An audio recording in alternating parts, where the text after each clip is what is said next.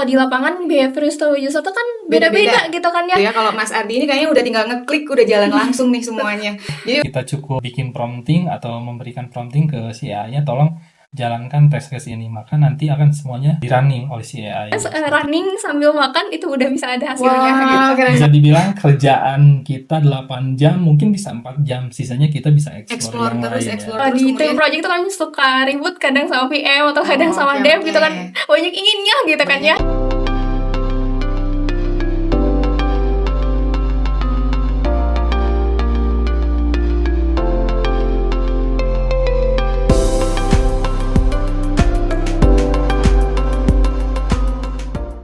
Halo, balik lagi di AI Innovator Talk, podcast yang biasanya membahas tentang AI, teknologi, bisnis, dan banyak lagi. Oke, kita sudah kedatangan 2 tamu spesial kita, tapi sebelum itu aku mau kenalan dulu nih. Nama aku Dewi, aku biasanya di GITS itu jadi PM. Mungkin bisa kenalan juga nih dari narasumber kita, mungkin bisa dimulai dari Mas Ardi, silakan Mas Ardi. Hai, perkenalkan nama saya Ardiansyah, di sini sebagai Lead Software Quality Assurance di PT GITS. Oke, thank you Mas Ardi. Silakan Mbak Desi. Oke, halo semuanya, perkenalkan nama aku Desi Setiawati dan aku juga sebagai Quality Assurance. Oke, kita udah kenalan nih sama narasumber kita. Sekarang kayaknya cocok banget nih waktunya untuk kita gali-gali lagi Betul. pengalaman-pengalaman dari Mas Ardi dan Mbak Desi ini sebagai QA di GITS. Kalau dari Mas Ardi sendiri nih, udah berapa lama sih Mas jadi QA? Kurang lebih sudah 5 tahun sebagai Software Quality Assurance, di mana skillnya di manual testing ataupun automation testing. Oke, jadi udah menguasai automation testing ya. Insya Allah. Oke, bisa. biasanya nih Mas Ardi ini pakai tools apa tuh Mas kalau pakai automation test ini?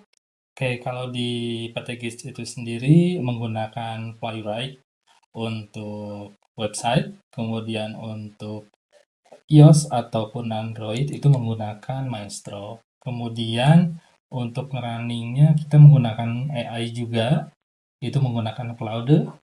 Kemudian dari saya juga sudah menyediakan terkait monitoring untuk dashboard automation-nya. Oke, jadi Mas Ardi ini selain memang hobinya explore AI automation untuk bagian pekerjaan testingnya, jadi memang sudah diimplement ya Mas di GITS itu. Jadi sehari-hari memang Mas Ardi itu menggunakan skenario-nya itu sudah menggunakan automation test, begitu ya Mas? Betul, itu sudah menggunakan automation test. Kemudian untuk test case-nya biasanya saya mengambil dari test case yang sudah saya buat di spreadsheet sesuai dengan tiket ataupun sprint yang sudah berjalan.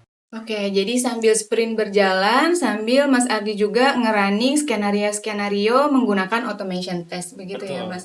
Jadi kayaknya seru banget gitu ya, udah nggak monoton gitu setiap hari menggunakan sheet Excel, kemudian satu-satu nih dibuka Excel-nya, login seperti apa, pakai sheet-nya dilihat gitu ya. Kalau Mas Ardi ini kayaknya udah tinggal ngeklik, udah jalan langsung nih semuanya. Jadi udah automation-nya langsung, script-nya dibikin sama AI, ngejalanin automation-nya tinggal ngeklik, report-nya juga udah langsung bisa dilihat di dashboard gitu ya Mas? Betul, itu sudah saya buatkan dashboard-nya menggunakan React. Kemudian itu dari teman-teman Software Quality Assurance tinggal login aja sebagai akun menggunakan akun GitLab yang dari GITS.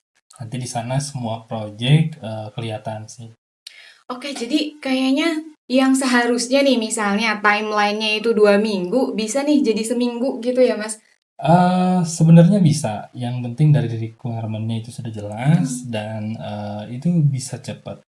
Termasuk dari sisi pengerjaan, termasuk juga dari testingnya. Kalau misalkan requirement-nya sudah jelas ataupun accepted kriterianya sudah jelas, seperti itu. Oke, jadi tidak hanya mempercepat pekerjaan, tapi sepertinya juga lebih ke ya mempercepat juga sih si timeline itu, mengurangi waktu timeline-nya gitu ya, yang tadinya 2 minggu jadi 1 minggu. Begitu juga ketika developer juga sudah menggunakan automation, QA juga sudah menggunakan automation, tapi yang tadi aku garis bawahi mungkin lebih ke requirement-nya gitu ya. Requirement-nya sudah jelas terlebih dahulu untuk bisa mengurangi timeline-nya gitu ya. Yang tadinya 2 minggu bisa jadi 1 minggu. Syarat dari Mas Ardi nih, syaratnya adalah requirement-nya sudah jelas begitu ya, Mas? Betul, requirement-nya sudah jelas, acceptance criteria sudah jelas, terutama untuk case-case yang tidak memiliki desain. Alangkah baiknya itu memang dideskripsikan, entah itu misalkan menunya namanya apa, submenunya apa, frontable-nya apa, kemudian ketika melakukan pencarian data itu bisa menggunakan keyword apa, itu kan lebih mempermudah gitu. Kemudian lebih mempermudah juga ke teman-teman developer untuk build suatu sistem. Oke, thank you Mas Ardi. Terus nih kalau dari Mbak Desi, ada nggak sih prinsip-prinsip utama yang digunakan QA untuk memastikan sebuah aplikasi atau produk sudah siap banget nih, udah nggak ada blocker lagi, udah ready banget dipakai sama user itu sendiri? Oke, mungkin yang tadi udah di-highlight gitu ya sama Mas Ardi gitu ya. Ada syaratnya dulu gitu kan ya, ini harus semuanya jelas gitu kan ya. Ya. Nah, ketika Banyak ya syaratnya ya. Betul sekali. Nah, ketika tadi udah tahu syaratnya harus seperti itu, ini ada beberapa prinsip yang mungkin kita bisa tempatkan gitu ya sebagai QA. Itu ada di 3 poin gitu. Yang pertama itu kan berarti kita harus menempatkan diri nih gitu ya sebagai seorang user gitu. Karena kan kalau di lapangan behavior user tuh kan beda-beda gitu kan ya. Ada yang dia tuh cepet gitu Ya, kan, ada yang dia tuh butuh berkali-kali betul, untuk bisa dia menggunakan paham sistem itu gitu kan sendiri ya. gitu ya. Betul. Sehingga kan dari situ ketika kita sebagai QA akan mengajukan enhancement gitu ya, kita kan biasanya banyak request gitu ya ke developer gitu ya. Ada 2 hal yang perlu kita pastikan, yaitu benar bahwa user tuh akan mengalami skenario ini loh gitu kan ya. Terus yang kedua, expected result yang kita ajukan tuh memang sesuai dari business goals-nya seperti apa gitu kan ya. Atau tadi mah requirement-nya udah jelas gitu kan Requirement-nya ya. udah jelas, jadi kita nyampein ke kliennya juga ya Betul. memang itu yang sudah di request sama klien itu sendiri gitu ya. Betul gitu. Nah, terus itu yang pertama. Nah, yang kedua itu kita harus bisa manajemen priority gitu kan. Karena kan terkadang bagian kita temukan tuh kayak banyak gitu kan, itu pasti bahkan ditulis dulu gitu ya di note gitu ya. Nah, dari situ kita harus bisa nih manajemen priority mana sih yang dia tuh levelnya high gitu kan ya.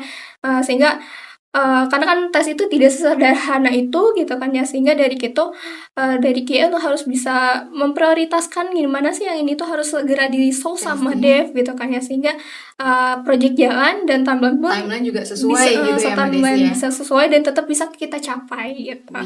Gitu. Terus ini yang ketiga yang terakhir. Ini Banyak yang nih, gak kalah guys. penting gitu, yaitu sikapnya gitu tentang pribadi untuk tidak tergesa-gesa atau tetap tenang gitu kan ya.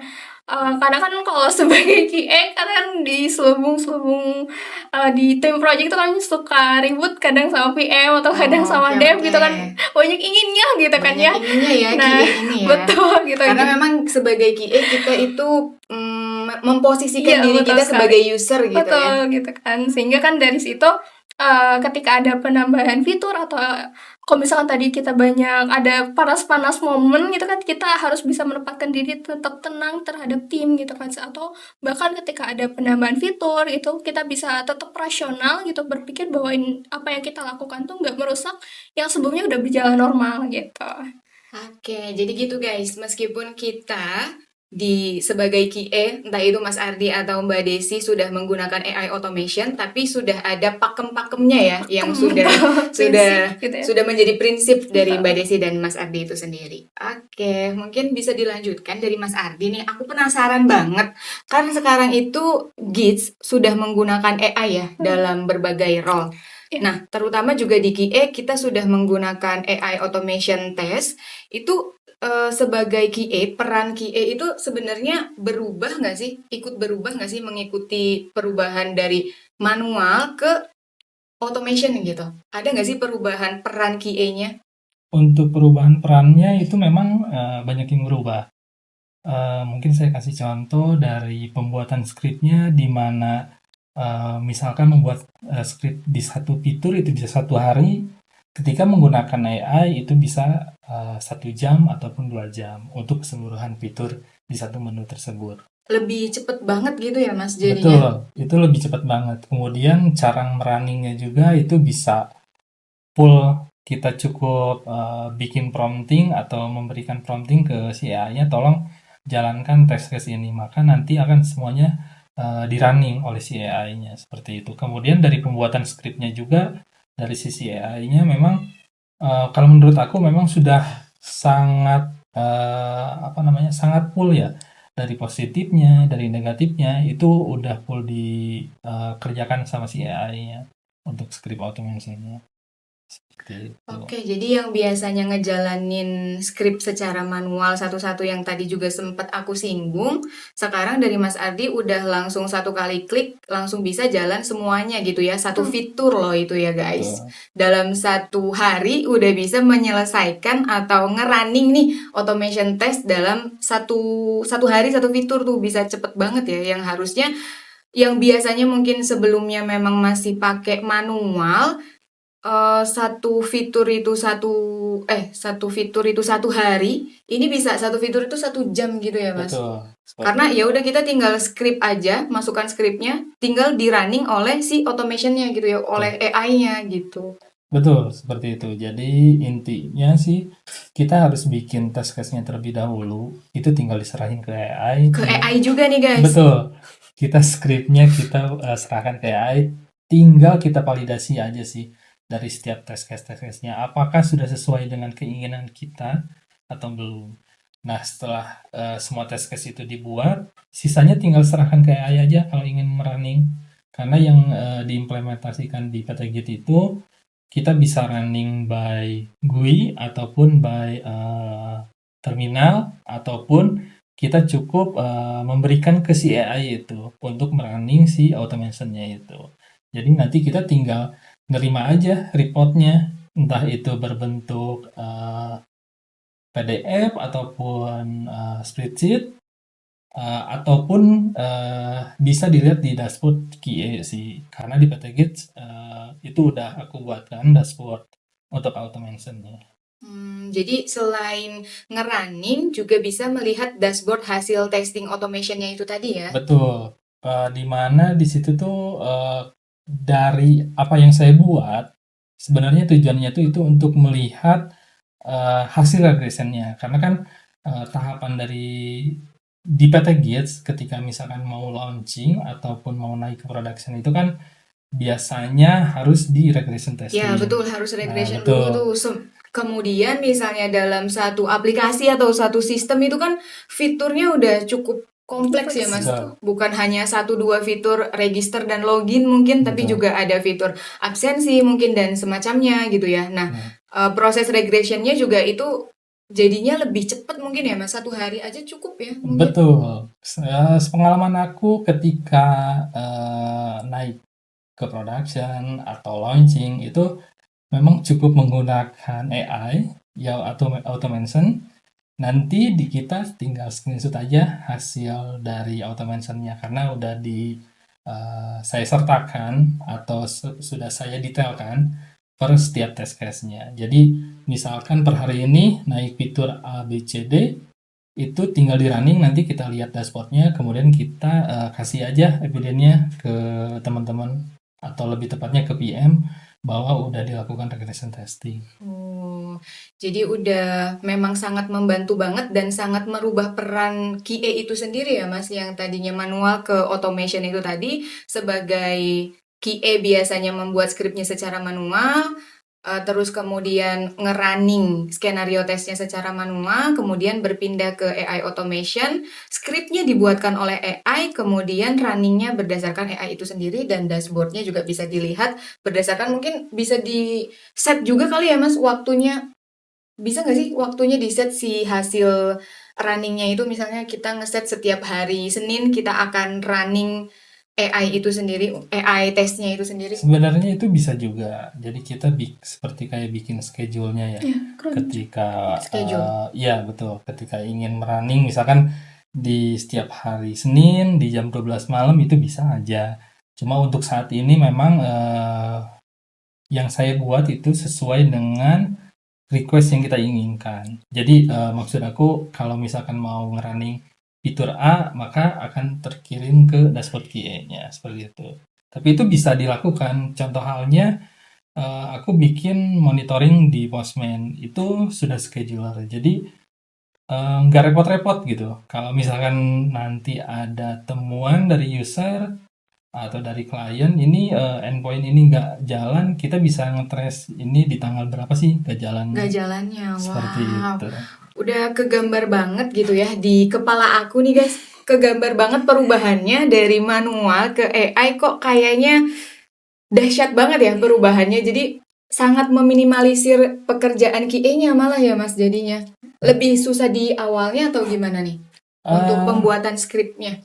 Mungkin bisa dibilang lebih sulit di awalnya, karena memang harus dipahamin dulu. Tapi ketika sudah running well, itu malah kita yang lebih enak sih Oh, itu. jadi enjoy ya. Betul, jadi bisa dibilang kerjaan kita 8 jam, mungkin bisa 4 jam, sisanya kita bisa explore yang lain ya. Explore terus kemudian akan menghasilkan yang itu tadi Mas Ardi pernah bilang AI, kita membuat AI tersebut melakukan tes dari hasil skrip yang dibuat oleh AI itu sendiri gitu ya. Betul.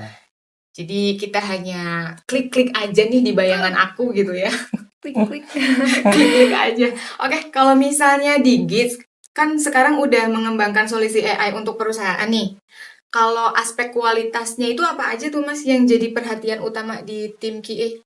Aspeknya banyak. Pertama, ya dari aset dan kriteria, apakah sudah sesuai atau belum, fitur yang dikerjakan ataupun expected yang user inginkan. Kemudian bisa dilihat juga dari, mungkin lebih mempermudah juga dari sisi pengecekannya. Misalkan kita mau ngecek dari sisi security-nya, itu kan cukup kita prompting aja, suruh AI-nya tolong running dengan negative case atau dengan security, ataupun misalkan dengan misalkan contohnya ya, promptingnya tolong running test case login ini disertakan dengan SQL injection ataupun XXS injection. Nanti itu akan terlihat resultnya seperti apa. Oke. Kalau dari Mbak Desi nih, Gits ID juga bikin AI buat skala perusahaan. Nah, dalam proses testingnya, apakah benar AI bisa digunakan untuk membantu menguji sistem AI lainnya nih? Tentu pastinya pasti bisa ya, karena kan yang tadi udah disampaikan sama Mas Ari juga kan berarti kan ada beberapa step yang justru kita bisa implement AI-nya itu sendiri di step-step kita gitu kan ya.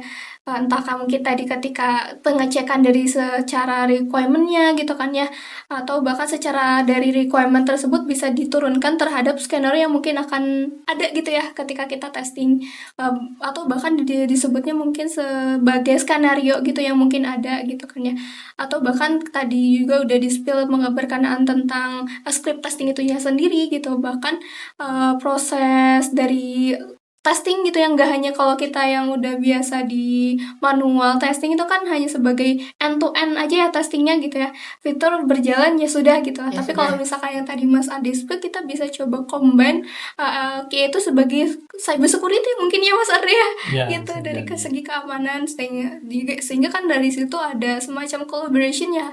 Kita enggak hanya monoton sebagai QA doang gitu kan ya, tapi kita bisa memastikan juga dari segi keamanan gitu kan ya. Apalagi kan aku juga kebetulan ada project di AI juga gitu kan ya, berarti enggak hanya sekedar AI chatbot bisa jawab, enggak gitu kan ya, tapi harus memastikan dia tuh benar-benar tetap bisa berjalan dengan requirement-nya gitu ya. Terus kalau misalkan tadi mah berkenaan tentang report, itu bener cepet banget sih, karena aku kebetulan pernah dimintai report di setengah jam gitu ya, tapi aku ya punya waktu setengah jam, tapi aku bisa cuman running sambil makan, itu udah bisa ada hasilnya gitu. Wow, keren banget. Jadi kayak oke Mbak gitu. Tapi Jadi tetap udah bisa gak gugup lagi ya ketika Betul. Mbak Desi minta tolong ya report hasil testingnya tolong dikirimkan segera gitu. Betul. Jadi udah tinggal klik udah muncul nih hasil Betul. reportnya gitu ya. Betul. Yang penting kita tadi udah harus semuanya serba jelas guys. Jadi kayak syaratnya tadi kita balik Betul. lagi ke syarat requirement dari kliennya memang sudah jelas, dari PM-nya juga gitu Betul ya. gitu kan kan ya, karena kan dari requirement-nya jelas, dari keinginan jelas, sehingga kan dari kita prompting pun ikut jelas gitu kan ya, Baik. gitu. Jadi ketika kita running promptingnya nih udah tidak ada kebingungan Betul ya. gitu. Karena kan udah ke kitanya udah acknowledge semua gitu ya tentang bisnis goal-nya kayak gimana gitu kan ya. Oke. Jadi kalau menurut Mbak Desi nih, skill-skill apa aja yang perlu mulai dipelajari oleh QA agar tetap relevan di era AI yang sudah memang kalau misalnya kita benar-benar nggak menggunakan AI ini kayaknya kita akan ketinggalan banget gitu. Iya, betul. Jadi menurut Mbak Desi ini apa sih yang skill apa yang perlu dimulai pelajari oleh seorang QA di era yang sudah menggunakan AI automation ini semua ya? Ini akan ada dua hal gitu ya. Yang pertama itu mungkin berkenaan tentang hard skill gitu ya. Hard skill kan tadi udah di-spill juga ya sama Mas Ardi. Entah kan tadi tentang analisisnya gitu. Analisis mungkin ya tentang business goals gitu kan ya. Atau misalkan tentang dari sisi promptingnya gitu ya. Kualitas dari promptingnya gitu. Ya, dan juga tentang eksplorasi dari skenario-nya gitu kan ya gitu. Itu mungkin yang berkenaan tentang hard skill-nya gitu. Nah terus yang kedua itu mengenai soft skill gitu ya. Yang tadi udah aku sempat juga di sebelumnya gitu ya. Ini yang pertama itu tentang menempatkan diri juga sebagai user gitu kan. Itu kan skill yang tidak terlihat gitu kan ya. Memang harus berjalan atau disebutnya dengan learning by doing gitu kan ya. Tapi tetap harus kita capai dan harus kita tempatkan untuk ya tadi menempatkan diri sebagai seorang user gitu. Nah terus yang kedua ini harus memahami business goals-nya kayak gimana sih? Berarti kan balik lagi tentang analisisnya gitu ya. Ya, balik lagi ke poin utama itu Iya, tadi ya, betul. yang analisis ketika requirement-nya sudah ada, kita analisis bagaimana hasil yang akan kita prompting itu tadi. Betul gitu.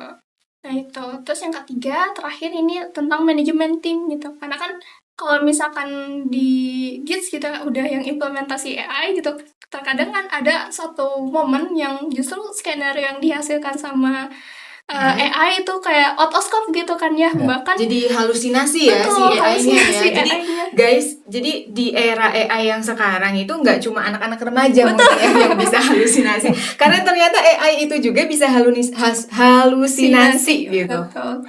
Nah gitu, jadi entahkah dari skenario-nya yang tiba-tiba kok buat ini gitu kan ya, atau bahkan dari segi fitur nih ada tiba-tiba developer ngebuat fitur A, oh developer bilang ini sama AI yang bikin. Nah itu kan jadi satu momen yang panas gitu kan ya, kayak kok nggak ada konfirmasi gitu ya buat ngebuat ini gitu ya, sehingga dari situ kita perlu banget sama skill untuk manajemen timnya gitu. Oke, itu ya Mbak Desi ya. Menurut Mbak Desi skill-skill apa saja yang harus terus level up sebagai QA di era AI. Betul sekali. Oke, kalau dari Mas Ardi nih, menurut Mas Ardi AI ini sebenarnya akan menggantikan QA atau malah membuat peran QA itu malah menjadi semakin penting gitu?